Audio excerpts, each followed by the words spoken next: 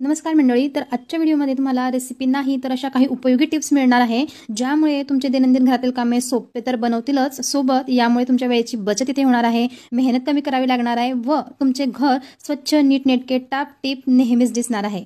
तर इथं मिळालेली प्रत्येक टिप्स तुम्हाला कोणत्या ना कोणत्या कामात कुठे ना कुठे कामा येणारच आहे. तरी त्यासाठी फक्त व्हिडिओ शेवटपर्यंत बघा आणि टिप्स समजून घ्या. तर पहिलीच टिप्स इथं अशी की जेव्हा आपण लाल भाजी बनवतो ती अगदी लाल तर्रीबाज असली तर खायला खूप वेगळीच मजा येते. तर अशी ही लाल भाजी बनवण्यासाठी फक्त इथं तुम्ही अख्खी मिरची वापरा.